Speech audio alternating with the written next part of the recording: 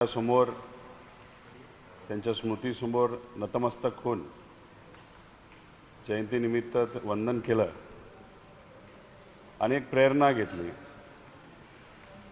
कारण शेवटी न्यायासाठी लढत असताना प्रेरणा फार महत्त्वाची असते आणि हे सर्व जे मोठे नेते होऊन गेले त्यांनी जो विचार आपल्या सर्वांना दिला तोच विचार पुढे घेऊन जाण्याचा प्रयत्न आम्ही सर्वजण त्या ठिकाणी करतोय। दर्शन घेऊन प्रेरणा घेऊन राहिलेल्या काही मोठ्या नेत्यांच्या बैठकीला आणि भेटीला मी तिथं जाणार आहे। अजितदादांचा प्रश्न जो महाराष्ट्राच्या जनतेच्या मनामध्ये अजूनसुद्धा घर करून आहे की खरंच काय घडलं, अजितदादांना न्याय मिळेल का, हे जे अनेक प्रश्न लोकांच्या मनामध्ये आहेत त्याला कुठेतरी उत्तर शोधण्याचा प्रयत्न आम्ही सर्वजण करत आहोत। आज सकाळी 10 वाजता कन्नमोळी मॅडम त्यांना त्या ठिकाणी आम्ही भेटणार आहोत आणि नंतर 11 साडे 11 वाजता राहुलजींनी वेळ दिलेली आहे, त्यांच्याशी सुद्धा चर्चा करून काय खरं घडलं, आमच्याकडे काय माहिती आलेली आहे ती माहिती त्यांना देऊन या देशाचे विरोधी पक्ष नेता म्हणून अधिवेशनामध्ये सुद्धा ते व त्यांचे सर्व सहकारी अजितदादांचा मुद्दा मांडतील या अपेक्षेने त्यांना तिथं आम्ही भेटणार आहोत। तुम्ही आज प्रेझेंटेशन देणार आहे त्या सगळ्या संदर्भामध्ये असं कळतंय? जी माहिती गोळा केली आहे ती माहिती त्यांच्यापर्यंत नक्कीच मी पोहोचवील। त्यांचं जे कार्यालय आहे ते अतिशय तत्परता असं कार्यालय आहे, त्यांच्यापर्यंत काही प्रमाणात माहिती पोहोचली असं आम्हाला कळालं, पण मी तिथं जाऊन त्यांचे जे काही प्रश्न असतील त्या प्रश्नांना उत्तर देण्याचा नक्कीच तिथं प्रयत्न करेन। खरं तर महाराष्ट्राचा पाया यशवंतराव चव्हाण यांनी मांडला असं म्हणतात। सध्याच्या परिस्थितीमध्ये महाराष्ट्राची प्रगती होते दिसताना पाहायला मिळते, मात्र एक दरी जी आहे ती कायम आहे। आता बऱ्यापैकी प्रोजेक्टला पैसा दिला जातोय, मात्र अनेक छोटे छोटे जे कॉन्ट्रॅक्टर आहेत त्यांना पैसे मिळत नाही। एक तुम्ही समजून घ्या की पूर्वी जेव्हा केव्हा महाराष्ट्रामध्ये काम केलं जायचं बहुतांश कामं हे महाराष्ट्रातल्या लोकांना मिळायची, महाराष्ट्रातल्या मराठी कॉन्ट्रॅक्टरला ही कामं द्यायची। पण आजची परिस्थिती अशी आहे की कामं मोठ्या प्रमाणात काढली जातात, पण ती कामं महाराष्ट्रातल्या लोकांना मिळण्यापेक्षा कुठेतरी इतर राज्यातल्या लोकांना ती कामं जास्त प्रमाणात दिली जातात। आणि मेन कामं जी केली पाहिजे, निधी मेन गोष्टींना जो दिला गेला पाहिजे, ज्याच्यामध्ये सामाजिक कल्याण असेल, शिक्षण असेल, इतरही काही महत्त्वाचे मुद्दे असतात, त्याचा पूर्णपणे निधी हा बाजूला काढला जातो आणि एक कुठला तरी मोठा प्रोजेक्ट घेतला जातो आणि त्या प्रोजेक्टला पैसे टाकून त्यातून पैसा वेगळा काढला जातो का करप्शनच्या माध्यमातून, असाही प्रश्न आम्हाला अनेक वेळा तिथं पडलेला आहे। त्यामुळे खरी कामं जी आहेत ती कामं न होता दुसऱ्याच प्रकारची कामं त्या ठिकाणी केली जातात। त्याच्याचबरोबर आपण नेहमी FDI बद्दल बोलतो, पण महाराष्ट्रामध्ये FDI जो येतो तो महाराष्ट्रामध्ये इन्व्हेस्ट होत नाही, तो महाराष्ट्राच्या बाहेर जातो। महाराष्ट्रामध्ये फक्त कार्यालय असल्यामुळे मोठ्या मोठ्या कंपनीचे दिसताना आकडा मोठा दिसतो, पण दुर्दैव असं ज्या पद्धतीने महाराष्ट्राची प्रगती व्हायला पाहिजे, ज्या पद्धतीने मुलांना मुलींना हाताला काम मिळालं पाहिजे ते काम आणि तशा प्रकारची प्रगती ही होताना दिसत नाही। कागदावरची प्रगती जास्त आहे। 1000 कोटीचं काम घेतलं जातं खरं, पण त्याला प्रोव्हिजन जी काय बजेटमध्ये द्यायला पाहिजे ती मात्र फक्त 1-2% त्या ठिकाणी केली जाते। म्हणजे कुठेतरी दिखावा मोठ्या प्रमाणात आज या महाराष्ट्रामध्ये चालू आहे असं म्हणावं लागेल। महाराष्ट्र आणि गुजरातची एकाच दिवशी निर्मिती झाली होती, दोन्ही राज्याकडे तुम्ही कसं पाहता? कोणत्या राज्याचा किती पॉलिटिकल इन्फ्लुएन्स आहे, कोणत्या राज्याचं कोणत्यावरती प्रेशर आहे, कसं तुमच्या नजरेतून पाहता? एक तर महाराष्ट्र हा नेहमीच या देशातला सर्वात जास्त विकसित राज्य म्हणून त्या ठिकाणी ओळखलं जातं, पण आत्ताची परिस्थिती आपण बघता तर काही प्रमाणात गुजरातला जास्त महत्त्व हे दिलं जातं। काही महत्त्वाचे प्रोजेक्ट जे महाराष्ट्रात येणार होते ते गुजरातला गेलेले आपण सगळ्यांनी बघितलं। बुलेट ट्रेन ही काढण्यात आली, पण 70% बुलेट ट्रेन ही गुजरातसाठी आहे आणि 30% फक्त त्याचे जे स्टेशन्स आहेत नाहीतर त्याची लेंथ आहे ती महाराष्ट्रामध्ये आहे। आता ह्याच्यामध्ये होतं एवढंच की महाराष्ट्राचा पैसा गॅरंटी नाहीतर त्याला जे कुठलं लोन आपल्याला घ्यावं लागतं ते महाराष्ट्रावर पडतं, पण काही प्रमाणात फायदा हा गुजरातला तिथं होतो। महाराष्ट्रामध्ये बँकिंग सिस्टम चांगल्या पद्धतीची असतानासुद्धा IFC जी आपल्या सर्वांसाठी महत्त्वाची होती ती गुजरातला नेण्यात आली। गुजरातला तिथं डायमंड प्रोजेक्ट नेला, त्याला काही खूप चांगलं यश आलं नाही, पण त्याचा फटका महाराष्ट्राला नक्कीच तिथं पडला। त्याच्याचबरोबर IFC सेंटरला तिथं म्हणजे अख्ख्या गुजरातमध्ये ड्राय स्टेट आहे, पण त्या गिफ्ट सिटीमध्ये लोक यावीत म्हणून त्याच फक्त एरियाला तिथं दारू दिली जाते, म्हणजे लोकच येत नाहीत म्हणून दारूसुद्धा देऊन लोकांना आणण्याचा कुठेतरी प्रयत्न केला जातो. म्हणजे खरं तर नैसर्गिक पद्धतीने महाराष्ट्रामध्ये हे सगळे प्रोजेक्ट तिथे यायला पाहिजे होते, पण बहुतांश प्रोजेक्ट दाबून ताकद लावून हे कुठेतरी गुजरातला नेले जातात आणि त्याच्यात महाराष्ट्राचं खूप मोठं नुकसान झालेलं आपण सगळ्यांनी बघितलेलं आहे. विधान भवनामध्ये बॉम्बची धमकी मिळालेली आहे. सर्व सदस्यांना आमदारांना बाहेर काढण्यात आलेलं आहे. कर्मचाऱ्यांना पण आतमध्ये जाऊ दिले. नाही, फार घातक आणि फार चुकीची गोष्ट आहे.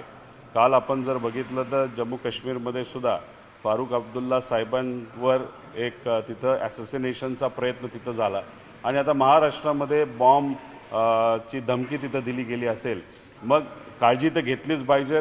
कुठून फोन आला, कसा फोन आला हे बघण्याची जरूरत आहे. होम डिपार्टमेंटच्या माध्यमातून इन्व्हेस्टिगेट करून तपास करून जो कुठला व्यक्ती असेल त्याला ताब्यात घेणं महत्त्वाचं आहे.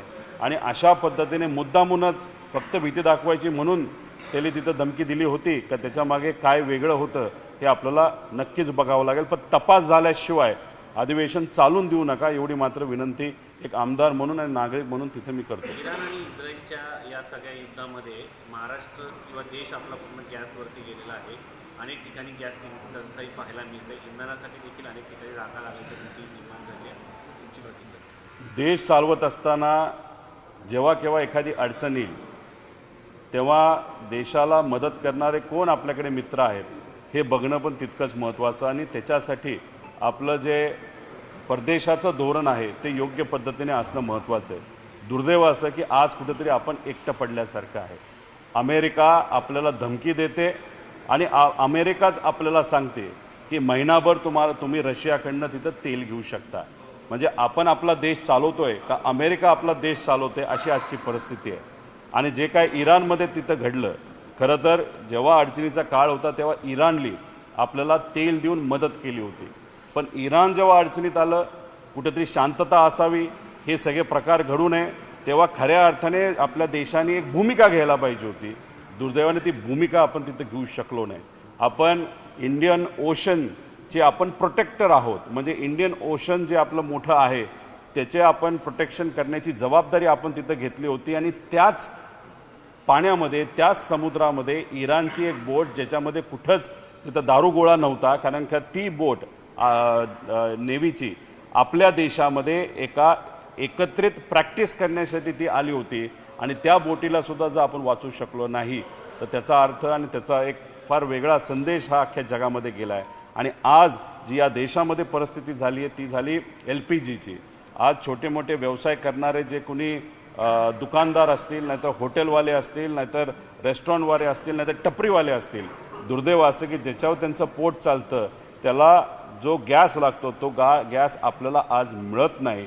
आणि बहुतांश ठिकाणी उद्या जाऊन असंही दिसतंय की लोकांना म्हणजे सामान्य लोक जे घरात घरगुती गॅस वापरतात त्याच्यामध्ये सुद्धा कुठं ना कुठं ती मर्यादा येईल. म्हणजे कुठंतरी प्लॅनिंगमध्ये आपला देश हा कमी पडला आहे. स्टॉक करण्यामध्ये आपण कुठंतरी कमी पडलो आहे. स्ट्रॅटेजिक स्टॉकमध्ये आपण तिथं कमी पडलेलो आहे.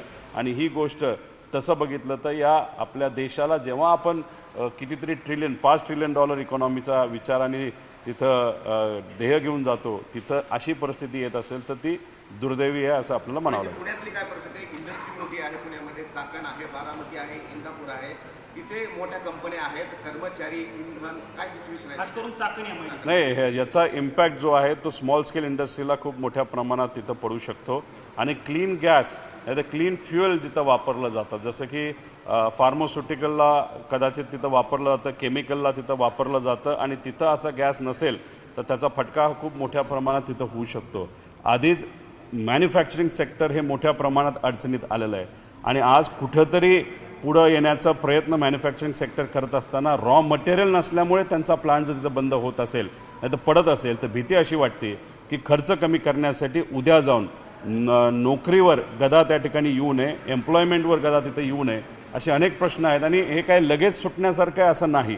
म्हणजे अजून महिनाभर हा वॉर चालला तरी आपण कुठंतरी कितीतरी वर्ष हे मागे जाऊ शकतो. त्याच्याचबरोबर शहरामध्ये मोठ्या प्रमाणात अडचण आलेली आहे आणि त्याच्यात कुठेतरी घाई गडबडीने सुद्धा लोकांनी स्टॉक करण्याचा प्रयत्न जर केला असेल तर त्यांना मला विनंती करायची, असं न करता सगळ्यांचाच विचार करण्याची जरूरत आहे.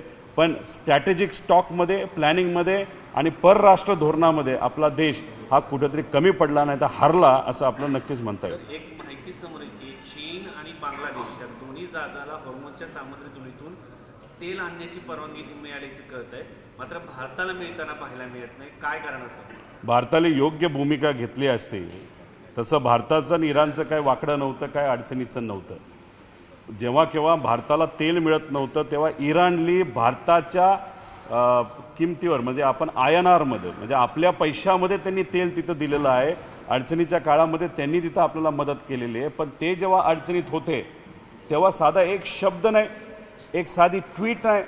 आपण जर बघितलं की जेव्हा UAEवर त्या ठिकाणी घात झाला तेव्हा मात्र ट्विट होते, पण तिथं हजारो लोक जेव्हा इराणमध्ये मृत्युमुखी पडले तेव्हा मात्र आपण कुठं तिथं सपोर्ट केला नाही. त्याच्याचबरोबर इस्रायलमध्ये 4-5 लोक जेव्हा त्या बॉम्बमध्ये वारली तेव्हा त्या ठिकाणी आपण ट्विट करतो, पण इराणच्या बाबतीत आपण करत नाही. म्हणजे भारत हा देश हा शांततेसाठी लोकप्रिय होता आणि अख्ख्या जगामध्ये एक वजन आपलं होतं. आपल्याला विचारल्याशिवाय आपल्या इंडियन ओशनमध्ये कुणीच येण्याचा विचार नाही तर धाडस तिथं करत नव्हतं. पण आपल्याच समुद्रामध्ये तिथं दुसऱ्या देशाची, मित्र देशाची बोट जर बुडवली जाते व कुठंतरी आपण कमी पडतोय. आणि आपले शेजारचे देश जे आहेत, जे आपल्यावर अवलंबून होते, आपले मित्र देश होते, ते आज आपल्याबरोबर नसतील तर उद्या जाऊन चायनाकडनं जर घात झाला, पाकिस्तानकडनं घात झाला आणि मित्र देशांनी आपल्याला मदत नाही केली तर खूप मोठी अडचण येत्या काळामध्ये येऊ शकते असं वाटतं.